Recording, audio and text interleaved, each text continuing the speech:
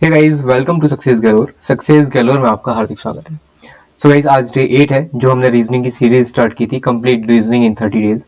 But because of my health issue मैं काफी days से आपके लिए वीडियो नहीं बना पा रहा था। But from today and onwards आपको डेली रीजनिंग की वीडियो मिल जाया करेगी और बहुत जल्द आपको डेली करंट अफेयर की जो वीडियो थी वो भी आपको डेली मिल जाया करेगी। गाइज, अगर आपको मेरे हर लेक्चर का पीडीएफ चाहिए then please join my Telegram channel. आपको इसी टेलीग्राम चैनल पर मेरे हर लेक्चर का पीडीएफ मिल जाएगा। आज डे 8 है रीजनिंग का। इसमें हम पढ़ेंगे डायरेक्शन टेस्ट यानी कि दिशा परीक्षण। ये जो टॉपिक है ये हर एक बैंक एग्जाम के लिए तो इंपॉर्टेंट है, उसके अलावा ये एसएससी और आईबी के लिए भी बहुत इंपॉर्टेंट है। गाइज, अगर आपने इस चैनल को अभी तक सब्सक्राइब नहीं किया then please subscribe the channel and hit the bell icon. चलिए बिना किसी डिले के शुरुआत करते हैं। अगर हम डायरेक्शन टेस्ट की बात करें तो हमें डायरेक्शंस का पता होना चाहिए। जो मेन डायरेक्शन है वो ये 4 होती हैं, north, south, east and west. North जो है वो ऊपर की तरफ होता है एंड साउथ जो है वो नीचे की तरफ होता है। ईस्ट इस साइड होता है एंड वेस्ट इस साइड होता है। ये 4 मेन डायरेक्शंस के अलावा 4 सब डायरेक्शंस भी होती हैं या उन्हें हम कार्डिनल डायरेक्शन भी बोलते हैं। जैसा कि मैंने आपको बताया, जो मेन डायरेक्शन है वो north, south, east and west, ये 4 मेन डायरेक्शन है। इनके अलावा जो 4 सब डायरेक्शंस हैं वो है north east, south east, south west and north west. अब आपके मन में एक क्वेश्चन होगा कि नॉर्थ और साउथ को ही हम क्यों इसमें जो सब डायरेक्शन है उसमें नॉर्थ साउथ ही क्यों बोल रहे हैं? जो ये नॉर्थ वेस्ट है इसे हम वेस्ट नॉर्थ क्यों नहीं बोल रहे? या जो ये साउथ वेस्ट है इसे हम वेस्ट साउथ क्यों नहीं बोल रहे? नॉर्थ ईस्ट को हम ईस्ट नॉर्थ क्यों नहीं बोल रहे? सो गाइस, इसका सिंपल आंसर है, जो हमारी अर्थ है उसके 2 पोल होते हैं, नॉर्थ एंड साउथ। तो इसमें भी हम केवल 2 ही पोल को मानते हैं, नॉर्थ एंड साउथ। उसी को मानकर हम north west, north east, south east and south west मानते हैं। डायरेक्शन टेस्ट में इसके अलावा एक और चीज सबसे इंपॉर्टेंट है, वो है पाइथागोरस थ्योरम, जो कि हमने बचपन में बहुत पढ़ी है और हमें आती भी होगी। किसी भी राइट एंगल ट्राइंगल में जो बेस है और ये परपेंडिकुलर है और ये है हाइपोटेनियस। तो जो हाइपोटेनियस है उसका स्क्वायर यानी कि AC का square is equals to base square plus perpendicular square, यानी कि AC is equals to under root AB square plus BC square. इसका यूज कहां होगा डायरेक्शन टेस्ट में? इसका यूज होगा शॉर्टेस्ट डिस्टेंस निकालने के लिए। मान लीजिए ये ABC है, तो आपको अगर AC के बीच की शॉर्टेस्ट डिस्टेंस निकालनी है तो आपको पाइथागोरस थ्योरम यूज करनी होगी, क्योंकि ये जो एंगल है ये 90 डिग्री है। सेम अगर सब डायरेक्शंस हैं, जैसा कि मैं आपको यहां बताता हूं, अगर ये सब डायरेक्शंस हैं तो ये जो एंगल है ये भी 90 डिग्री ही है, ये भी 90 डिग्री होगा ये भी 90 डिग्री होगा। सो आई होप आपको समझ में आया होगा कि पाइथागोरस थ्योरम का यूज कहां होगा इन डायरेक्शन टेस्ट। चलिए कुछ क्वेश्चंस करते हैं, उसके बाद आपको और भी बेहतर तरीके से समझ आएगा। इस प्रश्न में क्या बोल रहा है? A man walks 6 kilometre south.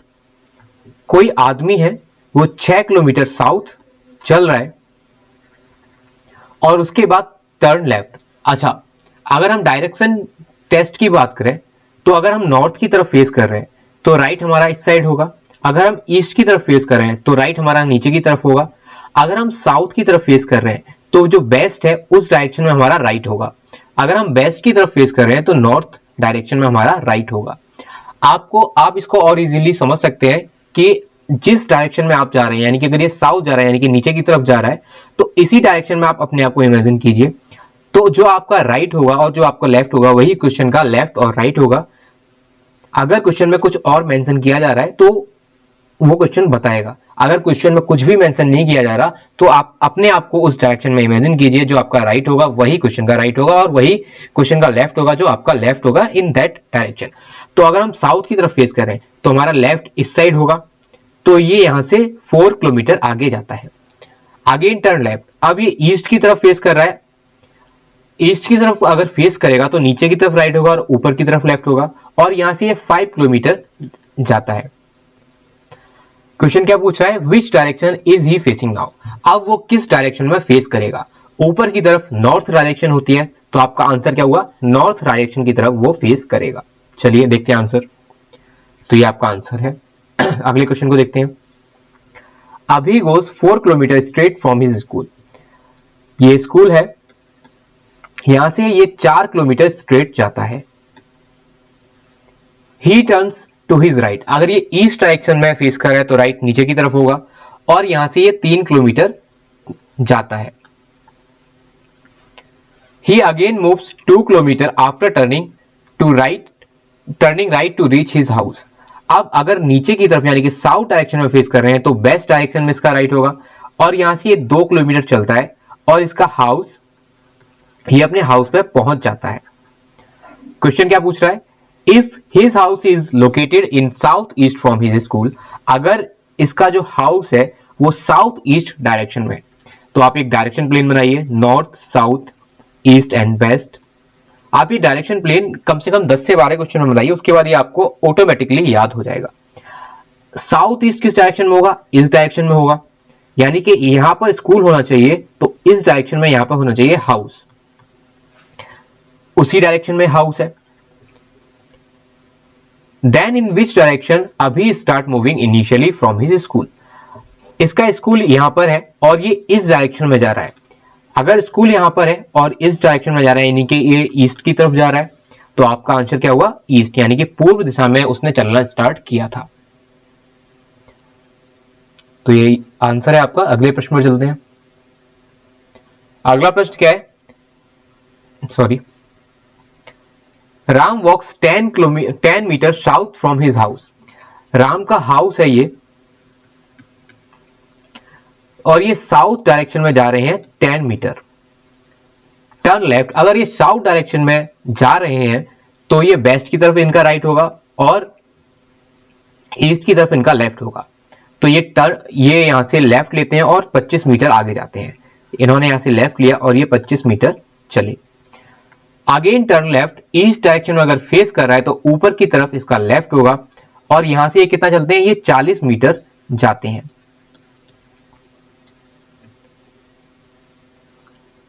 Then turn right and walk 5 metre to reach the ground। यहां से ये 5 मीटर जाते हैं और ये ग्राउंड पहुंच जाते हैं। In which direction is the ground from his house?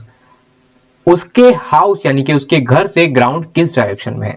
फिर से एक बार डायरेक्शन प्लेन बनाइए आप, north south east and west. अब हाउस है, अच्छा एक और चीज बता दे रहा हूं, क्वेश्चन जो स्टार्ट होता है, क्वेश्चन की जो शुरुआत होती है वो यहां से शुरू होता है, सेंटर से शुरू होता है। तो आप जो भी क्वेश्चन की शुरुआत होगी उसको आप सेंटर मानिए, यानी कि हाउस आप यहां मानेंगे, और इनका जो ग्राउंड है, इनका जो हाउस है वो यहां पर होगा, और ये चल के जो ग्राउंड जा रहे हैं वो यहां कहीं होगा। तो ग्राउंड इनके हाउस के रेस्पेक्ट में किस डायरेक्शन में है, नॉर्थ ईस्ट डायरेक्शन में। तो आपका option number B is right answer. चलिए आगे देखते हैं, इस क्वेश्चन को बनाते हैं। Point E is 16 metre to the south of point सी।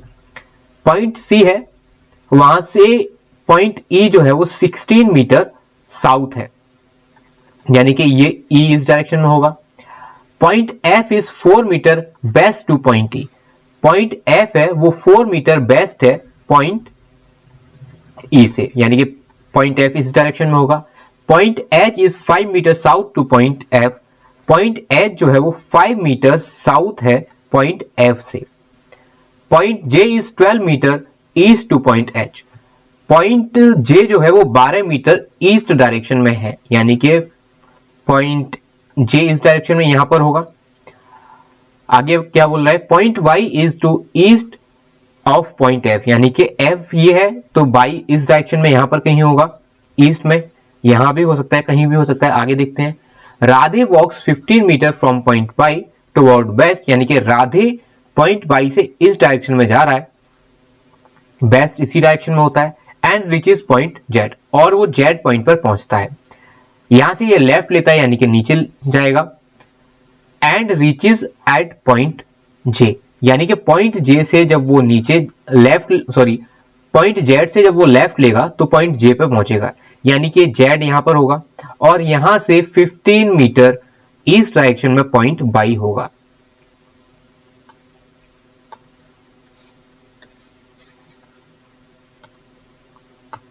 यहाँ से 15 मीटर ईस्ट डायरेक्शन में पॉइंट वाई होगा, क्योंकि पॉइंट जेड 15 मीटर बेस्ट है पॉइंट वाई के।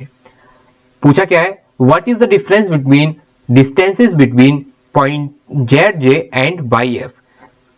जेड जे यानी कि ये जो एफ एच है, जो उनके बीच की दूरी है वही पॉइंट जेड जे के बीच की दूरी होगी, क्योंकि पॉइंट वाई जो है वो एफ के ईस्ट डायरेक्शन में है। आगे क्या पूछा है, point Y F. Point Y F यानी कि ये डायरेक्शन कितनी हो जाएगी, सॉरी ये डिस्टेंस कितनी हो जाएगी, अगर ये 4 है तो ये 8 हो जाएगी, क्योंकि पॉइंट एच जे के बीच की दूरी है 12। तो पॉइंट एफ बाई के बीच की दूरी हो जाएगी 15 and 12 which is equal to 27, और जेड जे के बीच की दूरी है 5। तो डिफरेंस पूछा है, यानी कि इसमें से इसे सब्ट्रैक्ट कर देंगे, यानी कि 22 मीटर इज द आंसर। तो इसका आंसर क्या हुआ, 22 मीटर। आगे देखते हैं, if a person walks 20 metre toward north from point Z.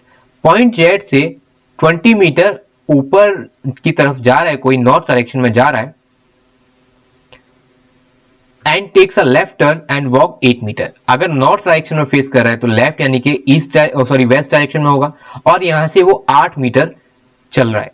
How far will he from point C. अगर यहां से 8 मीटर चल रहा है यानी कि वो पॉइंट सी की स्ट्रेट लाइन में ही आएगा, और इन्होंने पूछा है कि अब वो सी से कितनी दूर होगा। अगर ये वो यहां से चल रहा है कितना, 20 मीटर, पॉइंट जेड से उसने नॉर्थ डायरेक्शन में चलना स्टार्ट किया और 20 मीटर जा रहा है, और फिर वहां से लेफ्ट लेके पॉइंट सी की स्ट्रेट लाइन में ही पहुंचेगा, क्योंकि यहां से केवल 8 मीटर ही चल रहा है। तो अगर सी और ई के बीच की दूरी 16 है, तो जो ऊपर की डिस्टेंस होगी वो होगी 4 मीटर, क्योंकि पॉइंट जेड और जो नॉर्थ डायरेक्शन में जा रहा है जो पर्सन 20 मीटर, वो डिस्टेंस है 20 मीटर। तो यहां से 16 इसे सब्ट्रैक्ट कर देंगे 20 में से, तो आएगा 4 मीटर। तो जिस डायरेक्शन में पर्सन पहुंचा है उस डायरेक्शन से पॉइंट सी के बीच की दूरी होगी 4 मीटर। तो आपका आंसर क्या हुआ, 4 मीटर। अगला प्रश्न क्या है, in which direction is point Z with respect to point H. Point Z किस डायरेक्शन में है पॉइंट एच के रेस्पेक्ट में। तो ये ऊपर की डायरेक्शन में है, यानी कि नॉर्थ ईस्ट डायरेक्शन में है, क्योंकि नॉर्थ ऊपर की डायरेक्शन में हो जाएगा और इस डायरेक्शन में होता है ईस्ट, और जो इन दोनों के बीच सब डायरेक्शन होती है वो होती है नॉर्थ ईस्ट। चलिए आंसर चेक कर लेते हैं, 22 metre, 4 metre and north east. तो ये आपके आंसर है 22 metre, 4 metre and north east. ये क्वेश्चन गाइज आपके लिए होमवर्क है, आप इसको बनाने की कोशिश कीजिए। अगर आपको नहीं आएगा तो मैं अपनी अगली वीडियो में इसको डेफिनेटली बताऊंगा। अभी हम कुछ और क्वेश्चन बना लेते हैं जो हमने प्रीवियस लेक्चर्स में कवर किए हैं, जो टॉपिक, उन पर क्वेश्चन बना लेते हैं। चलिए ब्लड रिलेशन का एक क्वेश्चन बनाते हैं। T is sister of D.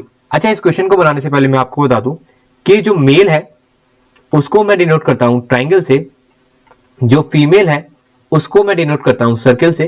काफी लोग मेल को डिनोट करते हैं प्लस से एंड फीमेल को डिनोट करते हैं माइनस से, बट मैं डिनोट करता हूं ट्राइंगल एंड सर्कल से।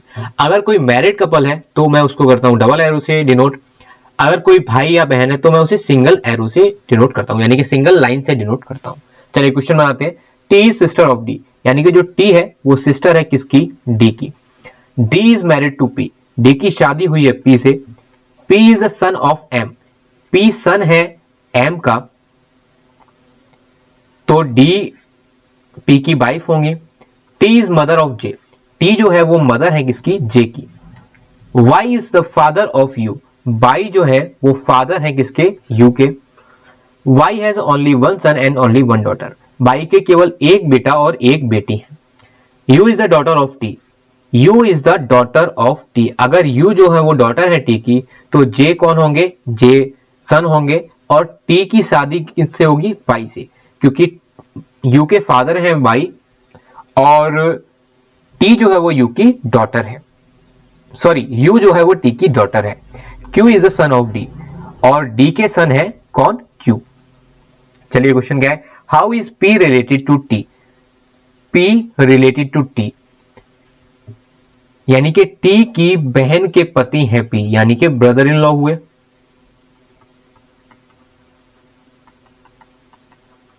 अगला प्रश्न क्या है, how is J related to D. How is J related to D, D की बहन के बेटे यानी कि इनके नेफ्यू होंगे। How is Q related to M, how is Q related to M. अब एम के बेटे का बेटा यानी कि ग्रैंडसन,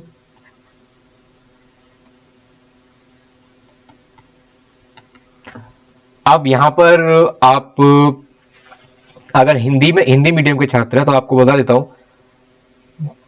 बहन का पति यानी कि जीजा, बहन का बेटा यानी कि भांजा या भतीजा, मैं एक बार क्लियर करके आपको बता दूंगा, इंग्लिश में तो नेफ्यू ही होता है। अगला क्या है, how is Q related to M, बहन का बेटा, मैं एक बार बताऊंगा आपको ये भांजा है या भतीजा है। How is Q related to M, Q related to M, अब ये होंगे इनके पोता, क्योंकि इनके लड़के का बेटा है ये। अगर इनकी लड़की का बेटा होता तो होता देवता। चलिए देखते हैं, brother in law, Neiphiu and grandson.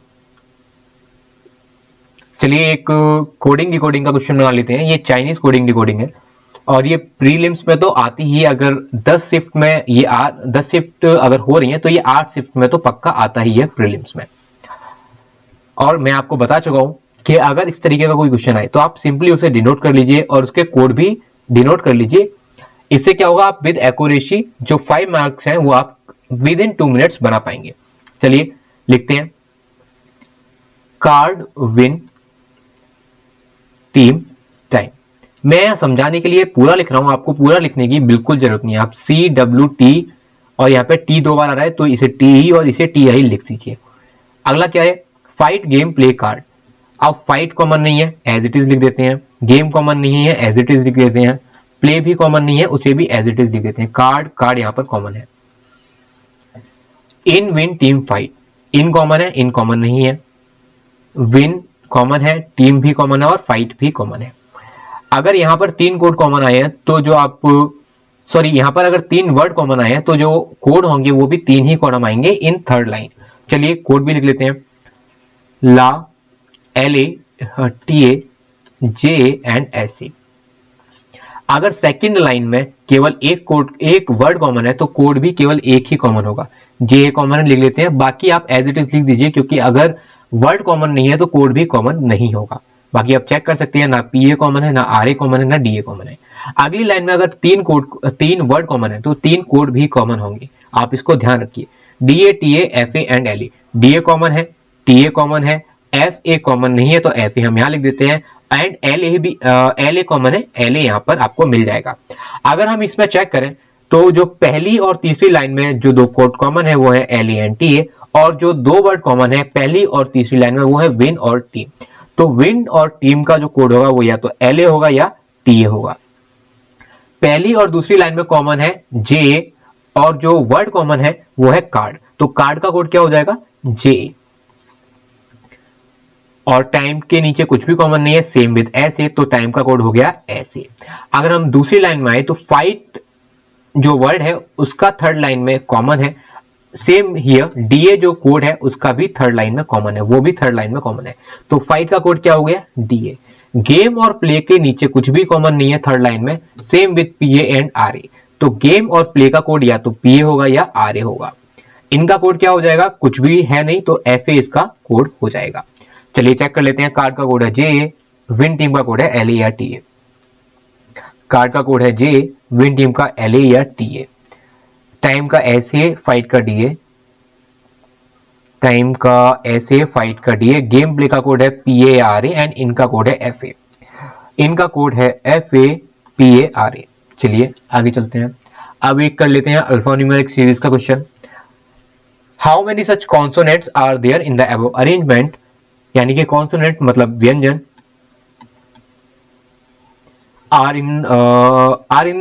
are there in the above arrangement each of which is immediately preceded by a number, जिनसे पहले क्या आता है number, but not immediately followed by a number, लेकिन बाद में नंबर नहीं आना चाहिए।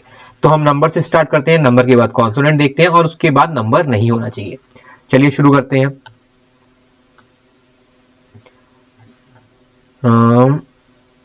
यहां देखिए, यहां नंबर है लेकिन उसके बाद कॉन्सोनेंट नहीं है, तो ये नहीं होगा। नंबर के बाद वॉवल है, कॉन्सोनेंट नहीं है। नंबर के बाद कॉन्सोनेंट है, बाद में नंबर है, तो ये भी नहीं होगा। नंबर नंबर नंबर के बाद कॉन्सोनेंट नहीं है, तो ये नहीं होगा।